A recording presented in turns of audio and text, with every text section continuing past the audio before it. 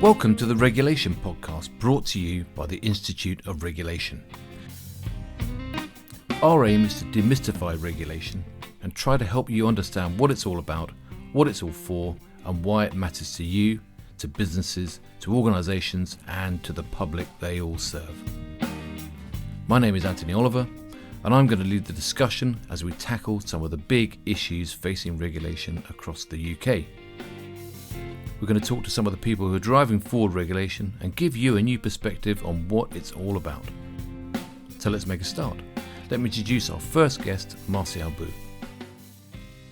Marcial is a founder of the Institute of Regulation and is really going to set the scene for us about what it's all about. So welcome, Marcial. Well, it's lovely to be here. Thanks, Anthony.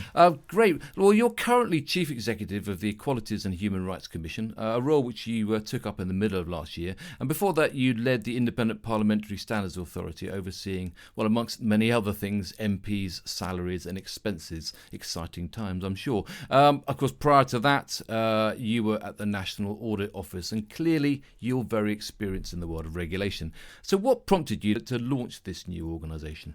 Well, as you say, I'm keen on regulation. I think regulation is really important. But unlike many other professions, dentists or accountants or engineers or teachers, who have professional bodies who help them to get together and to acquire skills and to train, regulators don't have that. It's a relatively new profession. And because there isn't a professional body, there isn't a network that's well established for people who are working in regulation or people interested in regulation, some of us who work in the sector, in a number of different bodies, we thought that it was about time that there was a professional body. And that's what we've done. We've got together and we've created an institute that will help people who are already working in regulation and people who want to become members of the regulatory profession to professionalise, to understand what it's all about. So how would you describe your current role in regulation? Well, currently, as you say, I'm Chief Executive of the Equality and Human Rights Commission. And the key thing that we have to do as a regulator is to enforce equality law. There is an Act of Parliament, the Equality Act, was passed 12 years ago, and it protects people. It protects people by their protected characteristics. There are 9 of those: your sex, your race, whether you have a disability or not, for example. And by law, you're protected. And it's our job to make sure that companies, employers, public bodies, and the government enforces the law and make sure that people are treated equally wherever they are. And that's the job of our regulatory body, is to make sure that particular law, the equality law, is enforced across Britain. Okay. Well, the Institute of Regulation is formally launching in the spring, but you've already got a number of high-profile organisations and individuals behind you. So just set the scene for us then. And what's this institute going to do? And I suppose, who is it really going to serve? Well, yes, you're right. We do have a number of regulators that have already signed up. Ofsted, Ofqual in the education sector, CQC, which is a health regulator, a number of other health regulators as well, NHS Improvement, and the Gambling Commission, which regulates the gambling industry. So there are lots of bodies already signed up, universities as well. The government is also engaged in conversation with us. And this is a body, the Institute of Regulation, that is going to help people in all of these organisations, all regulators, to learn from each other so that people aren't having to reinvent wheels all over the place. Because many of the issues that we face, whether we're regulating the gambling industry or we're regulating the telecoms industry or utility industry or health or education, some of the ways in which we are deploying our resources to make sure people obey the rules are similar, and that's what we can learn from each other. Okay. And so you've talked about having organisations as members. Is it about individuals as well, or is it just organisations? No, definitely individuals, because we're very much hoping that people can learn from each other at an individual level as well. So, for example, there are people in different regulators who need to understand how to apply fines to organisations that break the rules, or what's the best way in which we can publish, as a regulator, publish data about compliance. so rather than think about all of these things from scratch, different regulators can learn from each other and understand what's the best tool to use in order to make people obey the rules. Is it to come down really hard and to ban people from practicing, as some regulators can do? Is it to fine companies? Is it to publish data? Or is it just to publish guidance and nudge people to do the right thing? So all of these are different tools that apply across different sectors, even though the specific way in which they might be applied will differ. So, for example, when I was regulating MPs and I wanted them to obey the financial rules, so, to claim expenses that they needed to do their jobs, but not to claim expenses that they didn't need.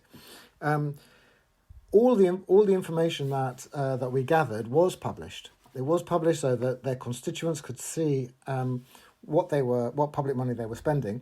But we did not create league tables because each MP is serving an individual constituency, and there isn't a hierarchy of MPs because there's only one in each constituency. So when I was regulating MPs, I needed to bear that in mind to make sure that they were treated fairly as well as regulated strongly as well. Okay.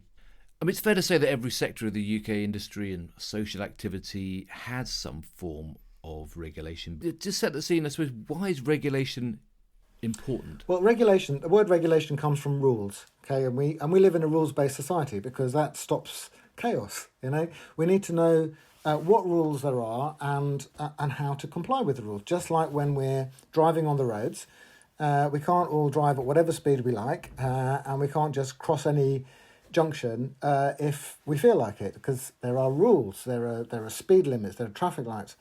And those rules of the road enable everybody to get to their destination safely.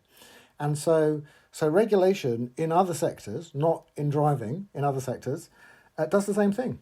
It protects people, basically. So, regulations protect us from breathing in contaminated air or eating contaminated food, dangerous food. Regulation stops bad doctors from treating us. It stops bad teachers from teaching our children. This is what regulation does. So it stops bad things from happening, but it also improves things. So regulators, when they're working well, they can encourage organisations, companies, public bodies to improve, not just to stop bad things from happening. And so the Civil Aviation Authority, for example, works with airlines to make sure that they implement safety standards that protect passengers when they're flying. It's not just about preventing accidents, which is obviously absolutely fundamental, but it's also about improving practice. And that's what Ofsted does in schools, and other regulators do in the sectors that they regulate just the same. Great. I'm pleased that you said it was about actually some positive things as well, and not just about stopping people from doing things. And I think that's really important. But I suppose, what would you say are the current challenges facing regulators? Because I suppose a lot of the focus is perhaps around stopping people breaking rules too much rather than driving those more positive aspects of the industry. Well, it is both. It is both, and I think sometimes you can think of regulators like referees, or an umpire in a match, football, rugby, tennis, where if the referee is doing a good job, you don't spot them, because you're going there to watch the game. And regulators are the same. You don't really want to see the regulator intervening, because if the regulator is intervening, something's gone wrong. You actually want to get your electricity or your kids an education or your parent social care. You don't want to have to meddle with the regulator. So the regulators are there in the background, protecting people, making sure that things work well. Where are the challenges? Well, at the moment, there are loads of them, I have to say. Technology is a key challenge. And we've seen that recently. For example, Ofcom is trying to regulate the internet. There's an online safety bill that's going through Parliament at the moment, so that we all can make sure that we and our children, our friends and family, all protected online. We're not subject to harm or abuse, but we're also able to express ourselves freely. How do you strike that balance? The Gambling Commission, similarly, is online. There are lots of companies now that are offering betting sites that are based outside the UK. So how is that regulated? That's a difficult challenge. Another completely different challenge arises from Brexit, because when we were part of the European Union, a lot of the regulations came from Brussels. They were called directives, and now we don't have those. So we need to create our own to replace the EU directives that we've been using for 30 odd years, and that will be a challenge. Another challenge is the environment. The environment cuts across national boundaries. We're subject to the weather that is created in other parts of the world, and we need to work with other countries to make sure that people aren't able to pollute in one place that impacts people negatively somewhere else, and that's a real regulatory challenge apart from a political challenge. So there are lots and lots of areas where regulators, we think, need to be thinking together, working together, and tackling common problems together. Okay.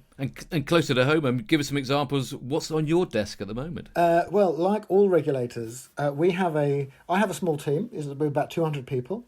Very dedicated people who are employed by the Equality and Human Rights Commission to enforce equality law. So stop racism and sexism and misogyny and the abuse of people, or the failure of disabled people, for example, to get access to shops or jobs or trains.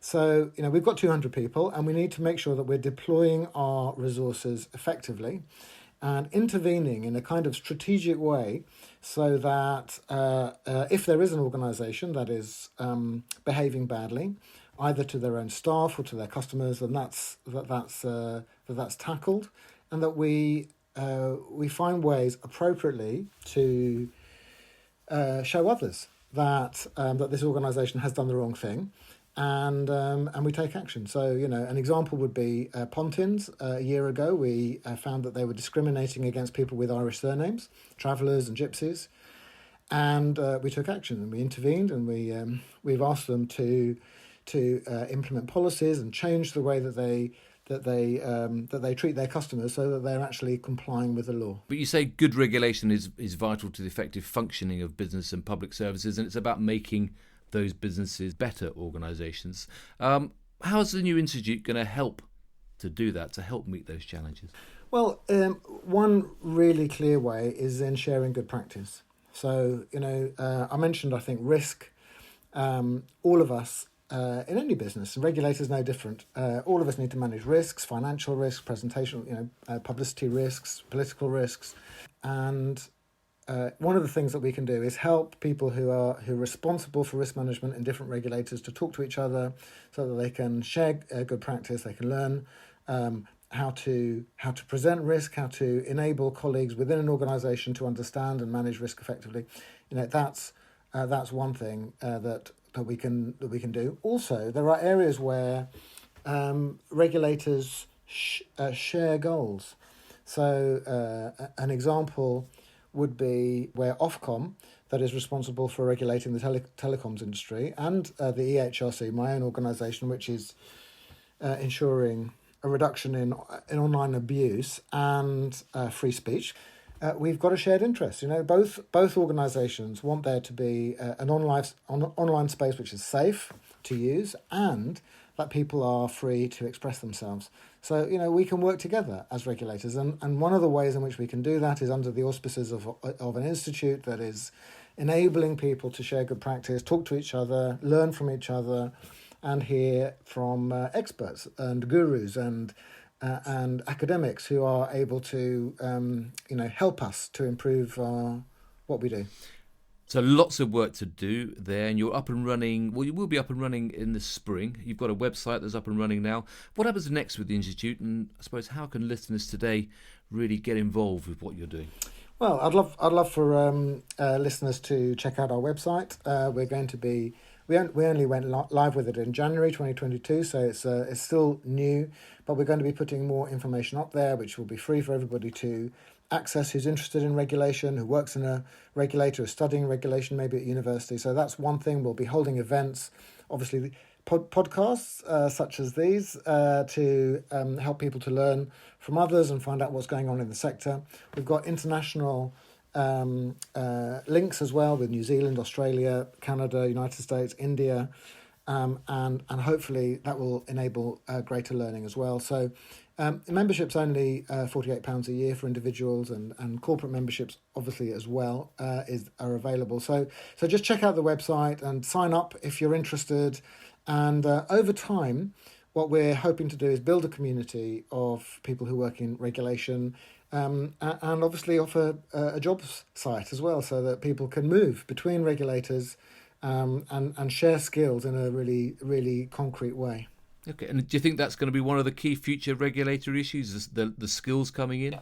Yeah, no, definitely skills. One of the things that we're doing is working with universities to design courses in regulation. They've started doing this in New Zealand. We're going to learn from that and start off with a 2-hour introductory course or a 2-day course for those people who want a little bit more information, and run all the way through to a master's program in regulation, hopefully in a couple of years' time, so that people who are coming into a regulator from a sector, so for example, often happens that people who are very expert in a sector join a regulator. But these people who know their sectors very, very well, they may know education or the railways, they also need to know a little bit about regulation, because that's the job that they're doing now. And so those are the courses that the Institute of Regulation is hoping to provide, so that when people move from the sector and they have all of that content knowledge, then they have a way of learning a bit about regulation as well. Okay, and hopefully this podcast series will also give people more of an idea about what's going on in the industry, what are the key issues, etc. Exactly. So I hope that on this podcast series we hear from practitioners, people who are working in a particular sector, in health or in business, as well as from academics, as well as from international colleagues as well, who are doing good work in regulation abroad, and often, we've spoken to people, for example, who are regulating the maritime industry in New Zealand, and they've got similar choices to the ones that we have here when we're regulating dentists. It's like, how do you make sure that in the most efficient way you are helping a sector or an industry to thrive and to protect the users or the consumers of the products at the same time? It's a really difficult balance, and all of us in regulation are trying to do that in different ways. I think that's a very good point on which to leave it. Thanks very, very much, Marcial. Thanks for joining us today on this new regulation podcast. As I say, the first in a regular series. There's more coming, and we're going to be talking, as you say, to the highest profile regulators in the UK, and really getting stuck into some of these big issues that are faced across the sector. And I think probably we'll be back to you to talk to you about your specific work over the next wee while. Thank you very much, Anthony. Bye-bye. If you haven't done so already, do check out the new Institute of Regulation website. That's www.ioregulation.org. You're going to find there a heap of useful information about the Institute, how you can get involved, and of course about the issues and challenges facing regulation. And of course you're going to find details of the next podcast, which will be with you very soon. So thanks very much for joining us. Thanks again, Marcial, on behalf of the Institute of Regulation. I look forward to seeing you again.